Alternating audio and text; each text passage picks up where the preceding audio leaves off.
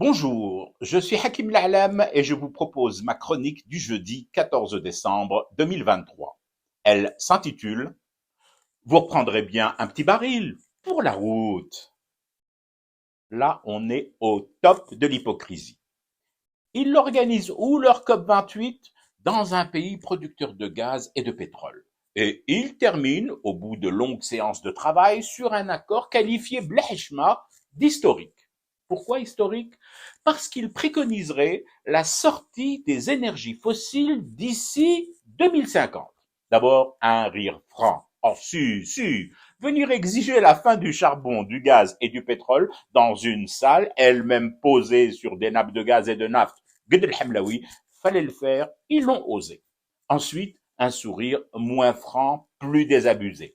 Lorsqu'on connaît l'impact des COP sur l'écologie, eh ben ma Sandero Diesel a de quoi becter encore un bon bout de temps. Plus sérieusement, même s'il est franchement difficile pour moi de garder mon sérieux face à ce vaudeville de la COP28.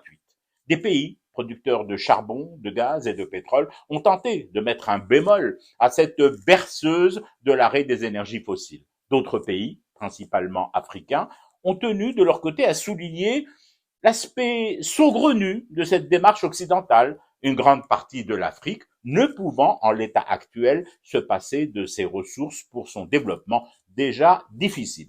Mais non, les blonds en mal de calmer leur opinion verte locale, y sont allés, et pas qu'avec le dos de la cuillère, sur le «Ah bah les énergies fossiles», les mêmes blonds qui surveillent comme le lait sur le feu le moindre glouglou dans les pipelines qui sillonnent le monde. Les mêmes blonds qui, une fois leur avion, carburant au kérosène, aura décollé de Dubaï, iront tout de suite atterrir sur les tarmacs de pays producteurs de gaz et de pétrole pour y négocier, parfois même supplier, une augmentation de leurs commandes et achats d'énergie fossile. Beaucoup d'entre eux n'auront d'ailleurs même pas besoin de faire décoller leur aéroplane. Bah oui, ils sont déjà à la pompe, à Dubaï, les bougres. Chauffeur, direction le siège de Qatar Energy. On doit faire le plein pour l'hiver. De qui se fout-on? De nous, bien sûr, comme à tous les coups. Dites les blonds, suceurs de pipeline, il n'y aurait pas moyen d'organiser une COP 29 en Israël sur les dangers que fait courir le nucléaire, sur l'écologie et sur la survie de l'espèce humaine? Ah, on verra après 2050. Je me disais bien aussi, ça nous laisse largement le temps de fumer du thé pour rester éveillé à ce cauchemar qui continue.